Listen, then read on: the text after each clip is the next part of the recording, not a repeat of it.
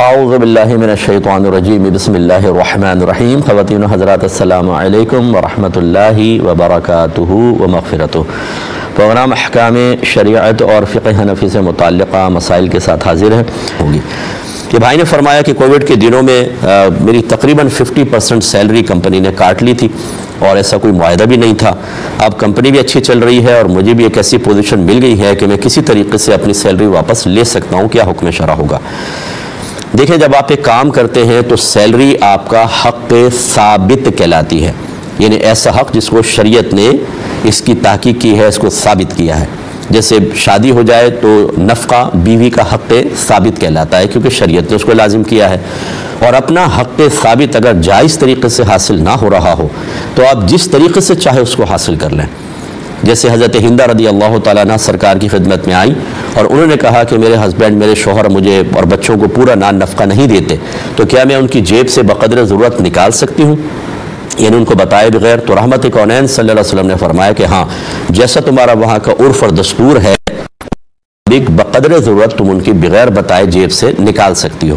اب یہ بظاہر تو چوری محسوس ہوتی ہے، لیکن چونکہ نفقہ بیوی بچوں کا حق تھا اور یہ شریعت کی طرف سے ثابت شدہ تھا، تو اپنا حق حاصل کرنے کے لیے رحمت کونین صلی اللہ علیہ وسلم نے یہ طریقہ تعلیم فرمایا.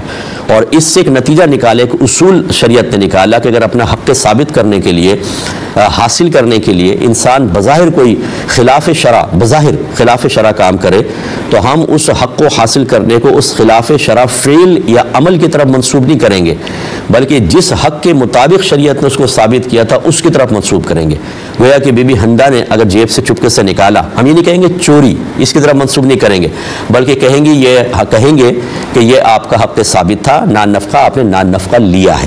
اس سے آپ کا نتیجہ مرتب ہو گیا کہ آپ نے سیلری 50% انہوں نے کاٹی، یہ غلط کاٹی تھی جبکہ کوئی معاہدہ بھی نہیں تھا، زبردستی لی تھی. یہ آپ کا حق ثابت ہوا، اب آپ اس کو کسی بھی طریقے سے لے سکتے ہیں. بس اتنا خیال رکھیے گا کہ آپ ایسا نہ ہو کہ وہ دیکھ لیں، پکڑے جائیں. کوئی اس طرح اپنے آپ کو ذلت پر پیش کرنا مناسب نہیں ہوتا. اگر کوئی محفوظ ترین طریقہ ہے تو اپنی عزت کو بچاتے ہوئے آپ بالکل لے سکتے ہیں. ایک اور اس کی مثال دے دیتا ہوں کہ جس سے آپ نے کسی کو قرضہ دیا تو اب قرض واپس لینا آپ کا حق ہے، یہ شریعت کی طرف سے ثابت شدہ ہے. اور سامنے والا باوجود قدرت کے آپ کا قرضہ نہیں دے رہا تو آپ اس کی کوئی چیز لے کر چپکے سے بیچ کر اپنا قرضہ وصول کر سکتے ہیں اور یہ چوری نہیں کہلائے گی، بالکل جائز ہے. امید ہے کہ آپ بات سمجھیں گے. کہا کہ میں پاؤڈر کا کام سیکھنا چاہتی ہوں، اس میں ویکس وغیرہ کرنا اور پھر تھریڈنگ وغیرہ کرنا یہ شرعاً جائز ہے کہ نہیں؟ دیکھیں، ایک تو یاد رکھیں کہ عورت کے ناف سے لے کر اور گھٹنوں کے نیچے تک کا حصہ بدن ایک عورت بھی دوسری عورت کے سامنے نہیں کھول سکتی اور نہ بلا ضرورت اس پہ عورت نگاہ ڈال سکتی ہے. بلا ضرورت اس لیے کہا کہ جیسے ڈیلیوری وغیرہ ہوتی ہے تو ڈاکٹر یقینی سی بات ہے نگاہ ڈالے گی، یا چیک اپس وغیرہ کرتی ہیں بعض اوقات ڈاکٹرز، تو اس میں تو ایک ضرورت پیدا ہے. لیکن یہ صرف ویکس وغیرہ کے لیے اتنے حصہ بدن پہ تو آپ کچھ نہیں کر سکتے. دوسری بات یہ کہ چونکہ چہرے کے بارے میں خاص طور پہ نبی کریم صلی اللہ علیہ وسلم نے ممانعت فرما دی، تو بھووں کے بال نوچنے میں یا صاف کرنے میں، ان کو سیٹ کرنے میں یہ احتیاط کیجیے گا. نبی کریم نے فرمایا کہ جو عورت خوبصورت بننے کے لیے اپنے بھووں کے بال نوچے، یعنی چہرے کے بال نوچے اور اس کو بھووں کے ساتھ ہی ریلیٹ کیا علماء نے، تو اس پر اللہ تعالیٰ کی لعنت ہو. تو اس کا مطلب ہے کہ اگر کوئی عورت خوبصورت ہے، مزید خوبصورت بننے کے لیے، قبول صورت ہے، خوبصورت بننے کے لیے بھووں کو سیٹ کرتی ہے، تو اس میں آپ تعاون مت کیجیے گا کہ وہ گناہ کی صورت بنے گی. لیکن اگر کوئی بچی ایسی ہے کہ غیر شادی شدہ ہے اور اس کے رشتوں میں پرابلم آتی ہے بھووں کی وجہ سے، تھوڑا سا اس کو بدنمائی سے بچانا مقصود ہے، یا شادی شدہ ہیں اور شوہر کی بے رغبتی کا سبب بن رہی ہیں، ایسی اگر کوئی کیس آپ کے پاس آتا ہے تو بالکل آپ اس کی بھویں بنا سکتے ہیں کہ اس کے لیے بھی جائز ہے اور پھر آپ کے لیے بنانا بھی جائز ہے. باقی اپر لپس وغیرہ کے جو بال وغیرہ پڑ جاتے ہیں عورتوں کے چہرے وغیرہ کی، ان کی اجازت ہوتی ہے، وہ آپ کر سکتی ہیں، اس میں کوئی حرج نہیں ہے. مختصر سا بریک لیں گے، ہمیں یقین ہے آپ ہمارے ساتھ ہی رہیں. بسم اللہ الرحمن الرحیم. اور جو یہ پارلر والی بچی ہیں ان کے لیے ایک اور ہماری ضروری بات ہے جو سمجھنی چاہیے کہ نبی کریم صلی اللہ علیہ وسلم نے عورتوں سے مشابہت اختیار کرنے والے مردوں اور مردوں سے مشابہت اختیار کرنے والی عورتوں پر لعنت فرمائی. یہ حدیث میں آیا. تو اس لیے عورتوں کے بال اتنے چھوٹے کر دینا کہ کندھے سے اوپر چلے جائیں تو یہ مردوں کی مشابہت ہے، اور اسی طرح مردوں کا اتنے لمبے بال رکھنا کہ کندھے سے نیچے چلے جائیں یہ عورتوں کے ساتھ مشابہت ہے. یہ جو بعض دیندار بنتے ہیں اور اتنی لمبی لمبی زلفیں رکھی ہوتی ہیں کہ کندھے سے نیچے جا رہی ہوتی ہیں، اس کا دین سے کوئی تعلق نہیں ہے۔ اور نبی کریم صلی اللہ علیہ وسلم کے قول کی مخالفت کر کے اگر وہ سمجھتے ہیں میں بزرگی پالوں گا تو لوگوں کو اور سادہ لو عوام کی نظر میں تو آپ کو بزرگی مل جائے گی، میدان محشر میں شرمندگی کے علاوہ اور کچھ نہیں ہے۔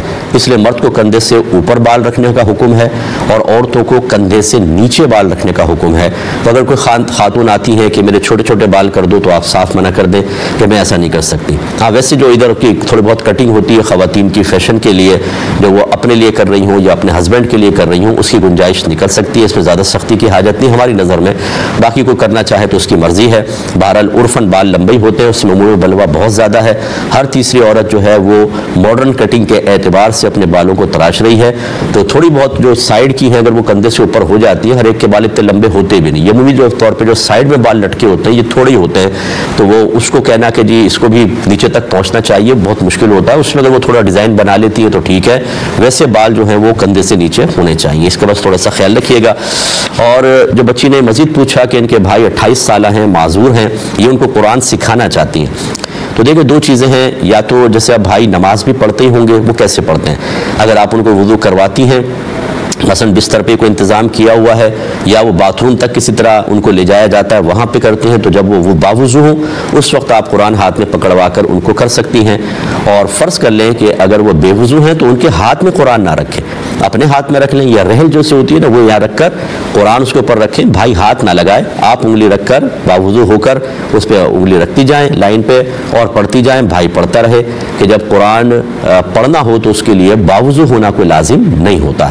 تو اس طریقے سے بھائی کو آپ بالکل سکھا سکتی ہیں، بس وہ ٹچ نہ کریں بے وضو حالت میں، اور جب باوضو ہوں تو بہت ہی اچھا ہے، پھر اگر وہ خود ٹچ بھی کریں گے تو کوئی گناہ وغیرہ کی صورت نہیں ہوگی۔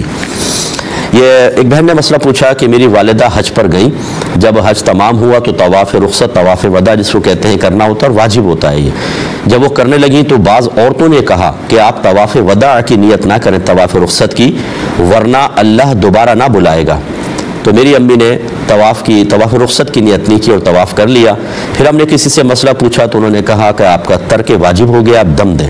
ہم نے دم دے دیا، لیکن اس کے باوجود آپ سے ہم معلوم کرنا چاہتے ہیں۔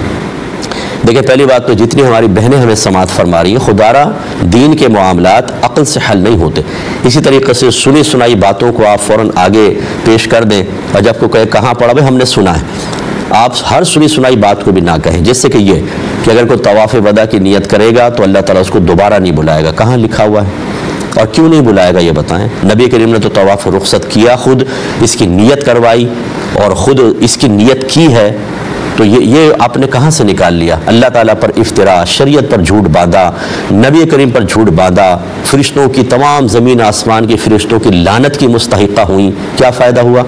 اور وہی مکے میں بعض محققین کے نزدیک جیسے مکے میں ایک گناہ 1 لاکھ، ایک نیکی 1 لاکھ کے برابر ہے، ایسے ہی ایک گناہ 1 لاکھ گناہ کے برابر ہے۔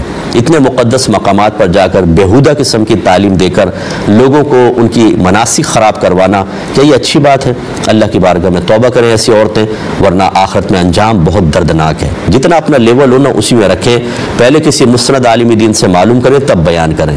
ہر داڑھی والا عالم نہیں ہوتا، یاد رکھیں، یاد رکھیں۔ مسجد کے اندر قاری صاحب ہوتے ہیں، حافظ صاحب بعض اوقات وہ عالم نہیں ہوتے، حافظ قرآن ہوتے ہیں، وہ مسئلہ بیچارہ ہر ایک مسئلہ تو نہیں بتا سکتے، ایسی ہر عالم مفتی نہیں ہوتا، ہر مفتی مجتہد فی المسائل نہیں ہوتا، ان میں درجہ بندی ہوتی ہے۔ ہم تو جو داڑھی والا دیکھا سب کو ایک جیسا کر دیتے ہیں، ایسا نہیں ہوتا۔ آپ کورٹ میں چلے جائیں، مختلف وکیل آپ کو ملیں گے کالا کوٹ پہنے ہوئے، لیکن کیا یہ سب برابر ہوتے ہیں؟ کوئی سپریم کورٹ کا وکیل ہے، کوئی ہائی کورٹ کے کیس لیتا ہے، کوئی سول نیچر کے کیسز لیتا ہے۔ ایسی آپ ہاسپٹل میں جاتے ہیں، ڈاکٹرز آپ کو سفید کوٹ میں اور گلے میں اسٹیتھوسکوپ لٹکائے نظر آئیں گے، لیکن کیا یہ ڈاکٹر سب برابر ہوتے ہیں؟ نہیں، کوئی جونیئر ہوتا ہے، کوئی سینئر ہوتا ہے، لیکن علم کے معاملے کے اندر جس کی داڑھی ہے بس وہ صاحب علم ہے، مسئلہ معلوم کیا ان سے اور شروع ہو گئے، ایسا نہ کریں۔ پہلی بات تو یہ۔ دوسری بات یہ ہے کہ اگر آپ کی والدہ نے مطلقاً طواف کیا تھا، بغیر کوئی نیت نہیں کی تھی، تو چونکہ دل میں تو تھا کہ طواف رخصت کرنا ہے، زبان سے نہیں بولا، تو ان کا طواف رخصت ہی ادا ہوا تھا، اس پر دم دینے کی حاجت نہیں تھی۔ ہاں اگر انہوں نے خاص نفل کی نیت سے کیا ہوتا تو نفل ایک مستقل علیحدہ عبادت ہے، پھر نفل ادا ہوتا اور طواف رخصت آپ وہ نہیں کر پائیں، اس پر دم تھا۔ تو اگر انہوں نے مطلقاً نیت سے کیا، یعنی نہ واجب کی نیت کی نہ نفل کی نیت کی، تو واجب ہی ادا ہوا، کیونکہ دل میں بہرحال ان کے تھا کہ طواف رخصت کرنا ہے۔ وہ تو عورتوں نے کہا اس کی نیت نہ کرنا، اور نیت کیا، منہ سے ہم بولنے کو نیت سمجھتے ہیں، حالانکہ دل کے پختہ ارادے کو کسی بھی عمل کی نیت کہا جاتا ہے۔ تو اس صورت میں آپ کی والدہ پہ دم نہیں تھا، لیکن چلے بہرحال کسی کے کہنے پہ آپ نے دم دے دیا، اب والدہ بالکل بری ذمہ ہے، اب ان پہ کوئی وبال نہیں ہے۔ ہاں اتنا ضرور ہے کہ آپ کی والدہ نے بنیادی علوم کیوں نہیں سیکھے؟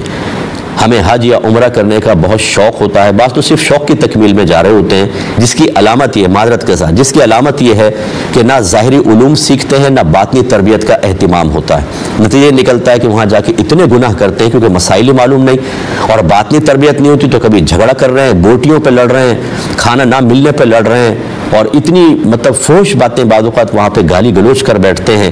تو اس کا مطلب ہے کہ آپ نے صرف شوق پورا کیا ہے، اللہ تبارک و تعالیٰ کی رحمت حاصل کرنے کے لیے باقاعدہ نہ ذہن تیار ہے، نہ آپ نے علمی تیاری، نہ باطنی تیاری، تو اس سے نقصان ہوتا ہے۔ تو آپ کی والدہ نے پہلے مسئلے کیوں نہیں سیکھے؟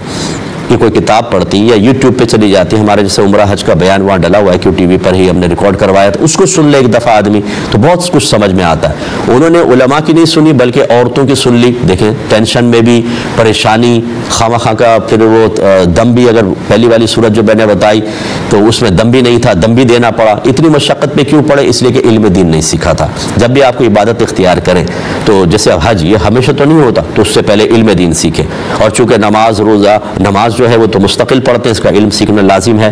عمرہ حج روزہ جو ہے رمضان میں آتا ہے، تو رمضان سے پہلے روزوں کے تمام مسائل سیکھنا لازم ہے، تراویح کے مسائل سیکھنا لازم ہے۔